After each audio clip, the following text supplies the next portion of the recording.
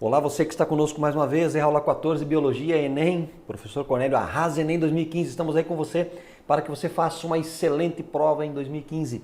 É um prazer imenso tê-lo conosco, participando ativamente das nossas aulas, ouvindo, às vezes alguns conteúdos mais complexos, outros mais simples, mas é importante tê-lo conosco e, claro, acompanhe as aulas. Nós queremos que você atinja o seu objetivo em 2015, arrasando no Enem, conquistando aquela tão sonhada vaga numa universidade ou conseguindo a certificação para o ensino médio. E hoje vamos continuar com você, vendo mais aspectos da maravilhosa biologia. Então acompanhe conosco alguns aspectos da biologia hoje de suma importância para o teu vestibular. Nós vamos analisar para o teu Enem, né? E também para os vestibulares, vale aqui tudo, porque arrasando no Enem, você também arrasa em qualquer vestibular. Vamos lá. Aula 14, hoje nós vamos começar com um aspecto relevante. Falamos de fisiologia na aula 13, falei de aparelho reprodutor, falamos de ciclo menstrual, falamos na aula 12 sobre a parte endócrina, falamos de sistema nervoso e vários outros aspectos. Agora, nós vamos falar de um outro conteúdo muito significativo para o Enem, que é o quê? Genética. Alguns de vocês devem estar pensando, pô, tenho pavor de genética.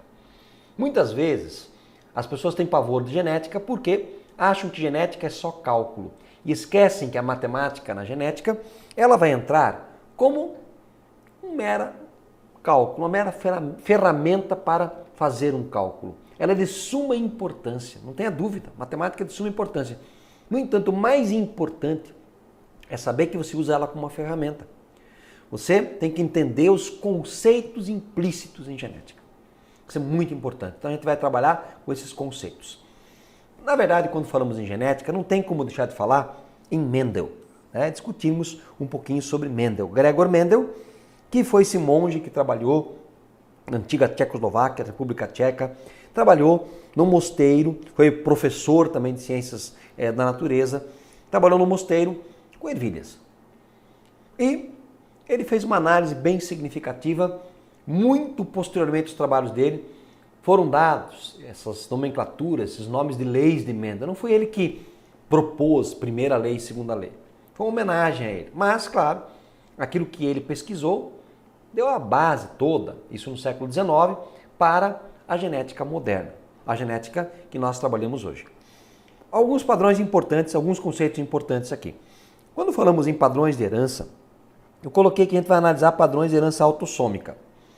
Quando nós analisamos o nosso caso, nós temos o número de cromossomos 2N igual a 46, ou seja, nós temos 46 cromossomos, 23 pares. Tá? Desses 46 cromossomos, nós vamos ter 44 que são autossômicos. Tá? Autossômicos. E vamos ter 2 que são sexuais. 44 autossômicos e 2 sexuais. Então, a maior parte das características nossas são autossômicas e a menor parte são sexuais. Por exemplo, uma herança sexual que nós vamos ver é o daltonismo, a outra é a hemofilia. Mas a maior parte das características que nós analisamos, cor de pele, obesidade, analisamos tipo, forma do corpo, cor de olho, elas são autossômicas. Tá? O que vem a ser a genética em si? Foi o Mendel que definiu esse termo? Não. Na verdade, ele iniciou os estudos, e outros também, pesquisadores que na época talvez até foram desacreditados, mas ele não colocou que genética é uma ciência, não. Isso foi posteriormente colocado.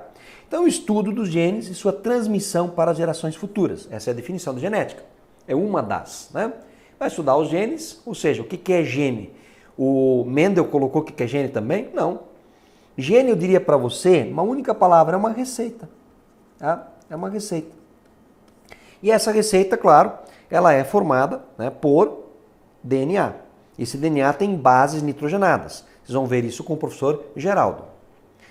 Agora, além de genética, um conceito muito interessante é o conceito de genótipo. Genótipo é a constituição gênica do indivíduo. Traduzindo, é a receitazinha que vem representada em letras. Genótipo é aquilo que você não vê. Tá? Então, por exemplo, quando você olha para a pele de uma pessoa, você fala, essa pessoa eu estou vendo lá, azão, azinho, bezão, bezinho, você vê isso? Quando você olha para o olho de uma pessoa, você vê, é azinho, azinho, bezinho, bezinho, cezinho, cezinho, você vê? Não. Então o genótipo é a receita, representada por letras. Tá? Agora, esta receita, ela se manifesta. E aí nós temos um outro conceito que é o fenótipo. O fenótipo é a manifestação dessa receita. Por exemplo, o indivíduo tem o olho emisão. Esse indivíduo tem o olho normal, ele não é míope. O indivíduo tem o olho, por exemplo, preto. Ele é azão, bezão, cesão. Azão, bezão, cesão. Você vê no olho? Não, isso é o genótipo. O fenótipo é a cor. Qual é a cor que ele tem? Preto. O indivíduo é albino. Então ele tem o genótipo azinho. A pele dele é branca, muito branca. O branco você vê, o azinho não. O azinho é o genótipo. Aquilo que você vê ou manifesta no exame é o fenótipo.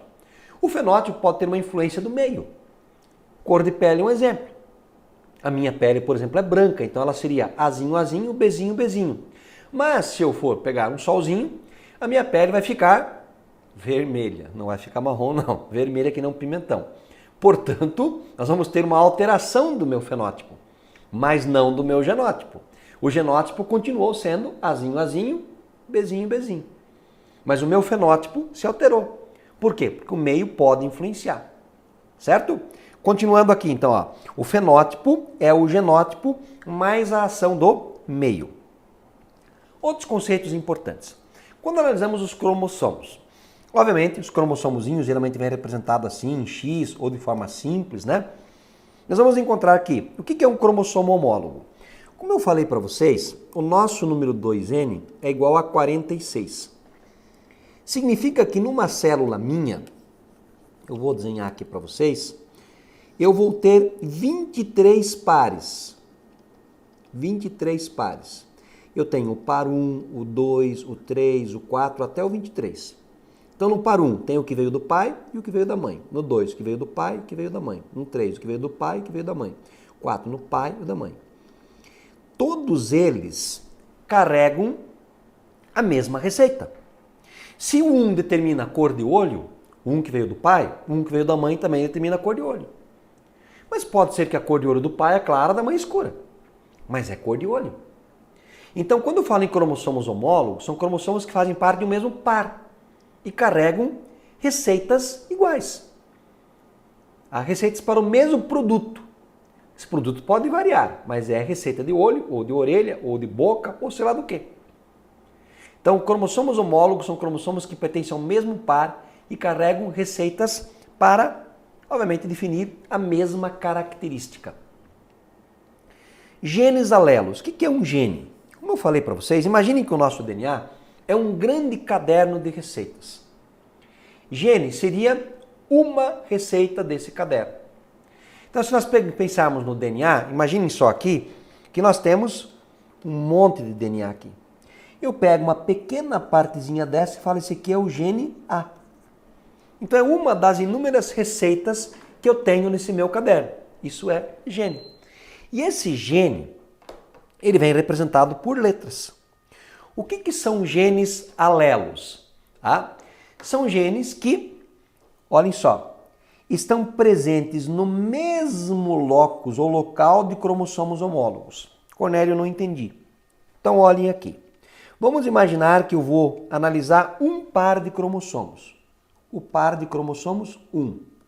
Então, vou ter o 1 que veio do pai, um linha que veio da mãe. Eles são iguais. Tá? E eu vou analisar nesses cromossomos que eles têm vários locais. É como se fosse um livro com várias páginas. Imagina que eu pego nesse local aqui, o mesmo local no homólogo. O gene que eu encontrar aqui, imagina que eu encontro aqui o azão. Imagina que nesse local eu encontro o azinho. Eu digo que o azão e o azinho são alelos porque eles ocupam a mesma posição em cromossomos homólogos. Aí você vai ter aqui, ó, o azão, o bezinho, o cesão, o cesão, cezinho, o azinho. São genes alelos, ok? O que mais? Heterozigoto ou híbrido. Um indivíduo heterozigoto, uma característica heterozigoto, o que é? Também chamada de impura ou mista, né? Etc. São indivíduos que apresentam dois alelos diferentes de um gene. Por exemplo, eu vou analisar a posição 1 e vejo que na posição 1 o pai mandou o azão e a mãe mandou o azinho. Então eu digo que eu, você, somos azão, azinho. Nós somos o quê? Heterozigotos, híbridos. E aí, claro, o que domina se manifesta. O homozigoto puro é o contrário. O pai e a mãe mandaram um alelo idêntico, ó. Azão, azão, bezão, bezão, bezinho, bezinho, cezinho, cezinho, ezinho, ezinho, Fzão, Fzão, tá? São o quê? Alelos iguais. Beleza? Claro, são muitos conceitos, mas a gente vai estar analisando eles em exercícios daqui a pouco, tá? Alelo dominante. O alelo dominante ele vai se manifestar, tá? Tanto em heterozigose quanto em homozigose. Tá? Então ele vai se manifestar em homozigose e heterozigose. Então, por exemplo, eu costumo dizer que o alelo dominante é o irmão mais velho. O irmão mais velho ele manda quando? Quando ele está sozinho em casa e quando ele está com o mais novo. Tá? Imagine que o azão é o mais velho e o azinho é o mais novo. O azão manda. Pode ser azão, azão, pode ser azão, azinho. Ele manda. Se manifesta ele. E o azinho, azinho, o irmão mais novo, ele manda quando? Só quando está sozinho em casa. Portanto, só quando for azinho, azinho que ele se manifesta. Então, por exemplo, ó, o alelo dominante, se for azão, azão, vai manifestar a receita azão. Se for azão, azinho, vai manifestar a receita azão. Ok? O alelo recessivo, ele só se manifesta em homozigose. Então, só quando for azinho, azinho. Então, o irmão mais novo manda quando ele está sozinho em casa. Ok? Agora, alguns outros conceitos gerais ainda importantes. Genes codominantes. Imagina a seguinte situação. Imagina que eu tenho irmãos mais velhos, gêmeos. Tá? Portanto, se eles são gêmeos, os dois mandam. Então, uma codominância. Nós vamos ver que as duas características vão se manifestar. As duas variações de características. Um indicou que é preto, outro que é branco, mas a característica é cor. O que é que vai acontecer? Um preto com branco. Um branco com manchas pretas, um preto com manchas brancas. Exemplo, tipo sanguíneo. O indivíduo é AB. Ele vai ter hemácias A e hemácias B. Nunca misturado, hemácia AB junto. A e B, os dois se manifestam. Isso é codominante. Tá? Polialelia é quando nós temos mais de dois alelos. Por exemplo, eu falei para você no azão e no azinho, que podem estar nos cromossomos homólogos. Só que às vezes você pega algumas características, você pode ter assim. Ah, eu tenho o azão, eu tenho aqui, vamos colocar o A1, eu tenho aqui o A2, só que eu posso ter também, o A1 pode aparecer aqui um A3, um A4. Então eu tenho mais variáveis. A característica é cor. Aí eu tinha branco e preto, mas agora eu tenho branco, preto, cinza, amarelo. Tenho mais variações. Então, polialelismo, um gene com mais de dois alelos para o mesmo caráter. Pleiotropia, um par de genes determina vários caracteres. Então, um exemplo disso. Uma pleiotropia é muito comum numa tal de galinha arrepiada. É um gene que diz que a galinha, determina que a galinha vai ser arrepiada, tá? Com as penas arrepiadas. Pelo fato dela ter penas arrepiadas, ela passa mais frio. Consequentemente, o metabolismo para manter a temperatura dela tem que ser muito elevado. Isso vai fazer com que ela gaste mais energia mantendo a temperatura, então ela cresce menos. Então o fato de um gene determinar a característica galinha arrepiada, reflete em várias outras características. Isso é pleiotropia. Beleza? Seguindo. Polimeria, ou herança quantitativa, quando os genes somam, né? Para determinar um único caráter. Então nós vamos ter vários genes. Um exemplo, cor de pele. Tem o gene azão e o bezão. Os dois somam as suas forças para definir a cor. Se eu tiver azão, azão, bezão, bezão, o indivíduo é preto. Se tiver azinho, azinho, bezinho, bezinho, ele é branco. É como se fosse café com leite. Azão, azão, bezão, bezão, café, café, café, café. Cor preto. Azinho, azinho, bezinho, bezinho, bezinho.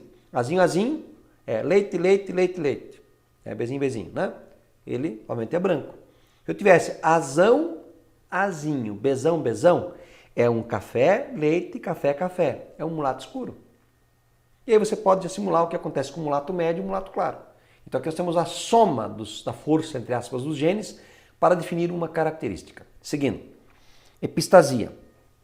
é quando há uma interação entre genes, no qual um gene vai inibir um outro gene. Então tem genes que um deles inibe a ação a manifestação de um outro gene.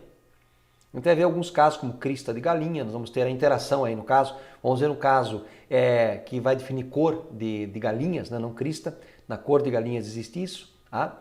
No caso de crista de galinha é uma interação. Né? Então temos alguns exemplos de genes epistáticos, um pode inibir a ação do outro. Tá? O que mais?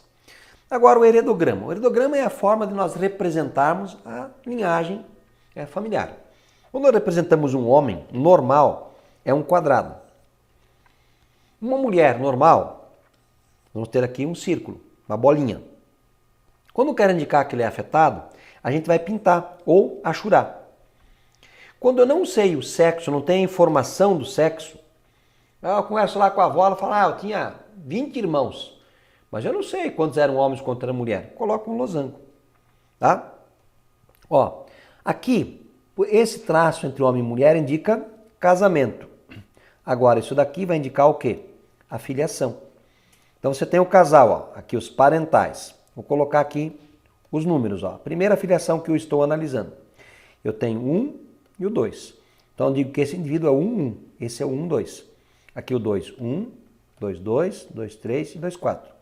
Esse casal teve 4 filhos. Uma menina, um menino, uma menina, um menino, uma menina.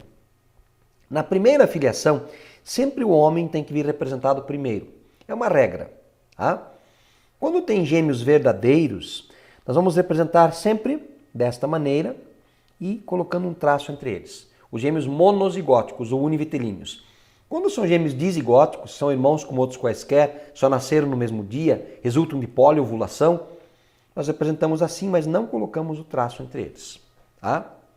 Seguindo, então olha só. Sexo masculino, sexo feminino, sexo desconhecido ou não informado, o casamento.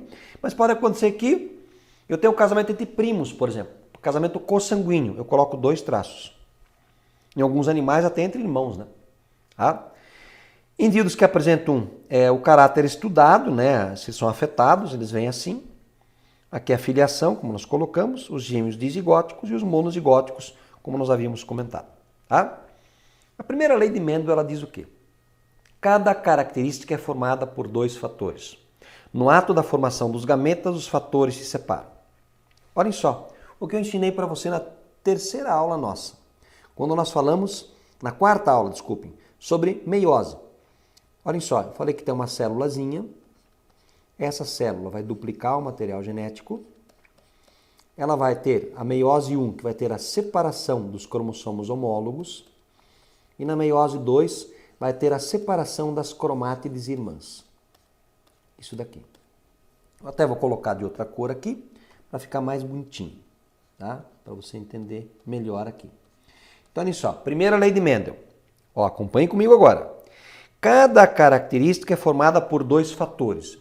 Mendel não conhecia gene, então ele colocava fator. Tá? Por exemplo, o azão, o azinho. Um veio do pai, o outro veio da mãe. Acontece o quê? Antes de dividir, duplica. No ato da formação dos gametas, tá? Os fatores se separam. Ó, não separou? Azão, azão, azinho, azinho.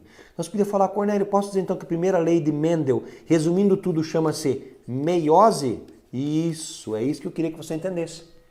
A primeira lei de Mendel é a meiose. Ou seja, se você for azão, azinho para uma característica, metade dos teus gametas, eles serão azão e a outra metade serão azinho.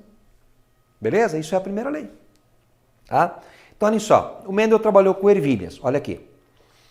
Ele pegou uma ervilha pura, amarela, e uma pura verde. Como é que ele sabia que eram puras? Ele plantou amarelo com amarelo, amarelo com amarelo, cruzou amarelo com amarelo, até que nasceu só amarelo. Falou, isso aqui agora é puro. Plantou verde e cruzou com verde, verde com verde, até que nasceu só verde. Aí, falou, isso aqui é puro. Aí ele verificou o quê? Ele cruzou verde com amarelo, que ele considerou puro. O que aconteceu? Tudo nasceu amarelo. Então a geração P, os parentais, e aqui a geração F1. Qual é a conclusão que se chega? Que o amarelo domina o verde. Tá? Aí ele considerou, a letra que a gente usa é a letra do recessivo. Então ele falou que o amarelo era Vzão, Vzão e o verde Vzinho, Vzinho. Todo mundo que nasceu, Vzão, Vzinho. Quem que é o irmão mais velho? O Vzão. Ele manda quando? Quando tá sozinho em casa, quando tá com o mais novo. Gerou a geração F1. Tá? O que mais? Quando ele cruza F1 com F1, ele fez uma autofecundação. Ele pegou um F1 e cruzou com F1. Você pode falar, Cornélio, mas como é que ele cruza sementes? Ele não cruza semente, gente. Ele planta a semente, quando nasce dá a planta, e daí quando tem a flor ele troca os grãos de pólen. Tá? Observem que ele cruzou amarelo com amarelo, e nasceu amarelo, e o verde ele apareceu na F2. Por quê? Vzão, Vzinho com Vzão, Vzinho nasce Vzão, Vzão, Vzão, Vzinho, Vzão, Vzinho, e pode nascer um quarto de possibilidade, Vzinho, Vzinho. Vamos analisar agora essa geração F2, vamos colocar a proporção fenotípica e a proporção genotípica. Quantos genótipos diferentes eu tenho aqui? Proporção genotípica. 1 Vzão, Vzão, 2 Vzão, Vzinho e 1 Vzinho, Vzinho. A minha proporção genotípica é 1 para 2 para 1. Qual que é a fenotípica? Quantas coisas diferentes eu vejo? 3 amarelas para 1 verde. Essa é a proporção fenotípica. Esse é o fenótipo. Beleza? Agora, quando falamos em monohibridismo com dominância, ou seja, vou analisar uma característica, monohibridismo com dominância. Tá? Então vamos ter o quê? É o que nós acabamos de ver. O amarelo domina o verde. Tá? Isso é uma característica. Qual é a característica? Cor. Com dominância. Um alelo domina o outro. Tá? Monohibridismo sem dominância. Um exemplo clássico das flores chamadas maravilha, né? Se cruzou o vermelho com o branco e nasceu o rosa. Então o vermelho e o branco é como se fossem dois irmãos gêmeos dizigóticos, os dois mandavam. A mistura dos dois deu rosa. Vzão, Vzão com Vzão, Bzão nasceu o quê? Rosa. Então aqui não tem dominância. Ausência de dominância. Monohibridismo sem dominância. Tá? E quando cruzou Vzão, Bzão com Vzão, Bzão, nasceu vermelho, nasceu rosa e nasceu branco. Você observa que a proporção fenotípica e genotípica vai ser a mesma. Porque aqui eu vou ter, nesse cruzamento, 1 Vzão, Vzão, 2 Vzão, Bzão e 1 Bzão, Bzão.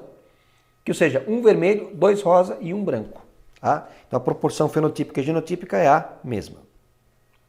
Cruzamento teste também é muito interessante. Vamos imaginar a seguinte situação. Imaginem que eu tenho um indivíduo que vamos imaginar lá da ervilha. A ervilha é amarela.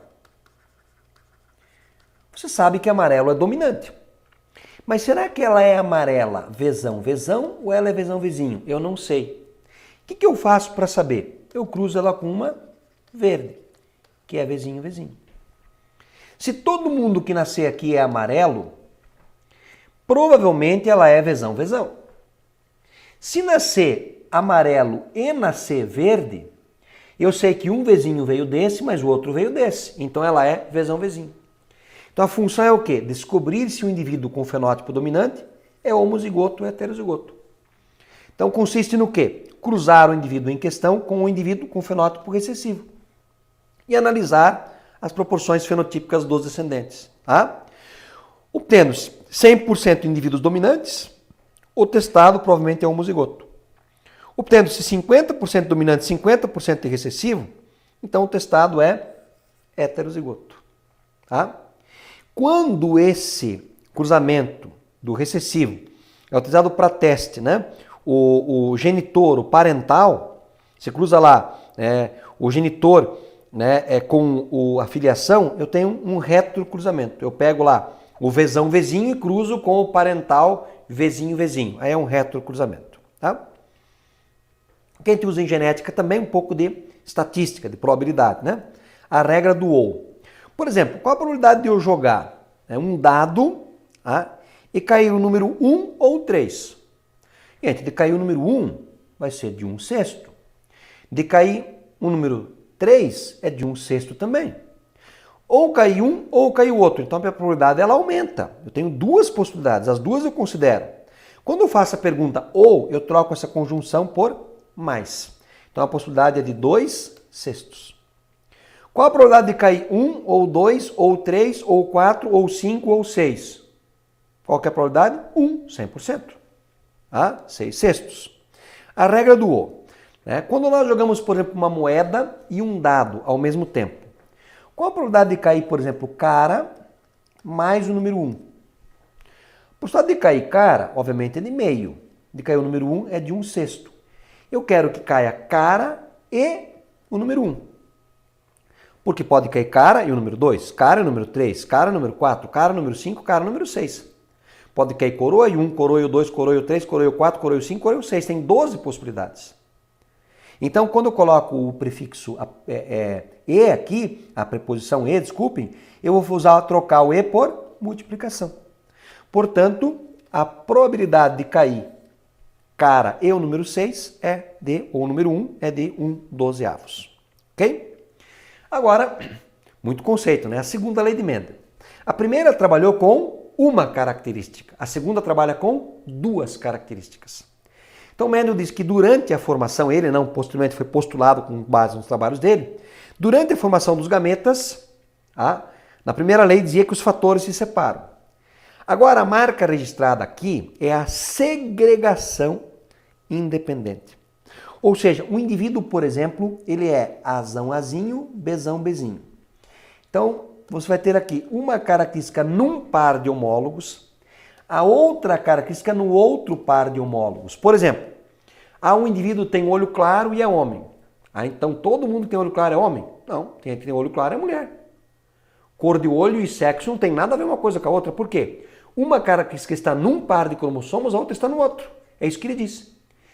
Nós temos 22 pares de autossômicos e um par sexual. Se as características nossas fossem só independentes, nós tínhamos no máximo aí 23 características. Mas a maioria é dependente, uma depende da outra. Então olha aqui, ó. Na hora de formar os gametas, eu posso ter tanto o gameta Azão-Bezão, quanto o gameta Azão-Bezinho. Eu posso ter tanto o Azinho-Bezão, quanto o Azinho-Bezinho. Então posso ter 4 tipos de gametas diferentes. Então exemplo clássico aqui, ó. Nós pegamos um indivíduo, nesse caso aqui, que era Rzão, Rzinho, Vzão, Vzinho. Então Rzão determina aqui, se você olhar, né, que as ervilhas serão lisas. E o Rzinho que elas serão rugosas. Então o Rzão, lisa, o Rzinho, rugosa. O Vzão determina que ela é amarela, o Vzinho que ela é lisa. Então quando se cruzou, a primeira coisa foram tirar os gametas, ó. Então, foi feito isso, ó. Vzão, Rzão, Rzão, Vzinho, Rzinho, Vzão e Rzinho, Vzinho. Foram cruzados esses indivíduos. Então, aqui eu vou ter as 16 possibilidades. Dessas 16 possibilidades, você vai observar qual é a proporção genotípica e a fenotípica. Você tem todos os fenótipos e genótipos representados aqui. A proporção fenotípica no final, eu vou ter 9 lisas amarelas, para 3 lisas verdes, para 3 rugosas amarelas, para 1 rugosa verde. Então a proporção aqui ela é 9 para 3, para 3, para 1. Esta é a proporção fenotípica. Essa é a proporção fenotípica clássica de segunda lei, quando nós cruzamos 2 indivíduos duplo heterozigotos. Nós vamos praticar isso em exercícios. Então nós vamos ter uma série de exercícios, a gente vai estar avaliando com vocês aspectos relacionados à aplicação disso tudo que nós trabalhamos. A aula de hoje ela foi muito conceitual. A próxima aula é prática, você vai trabalhar comigo para tentar aplicar todos esses conceitos. Cornélio, mas foi muita coisa. Concordo, foi muita coisa.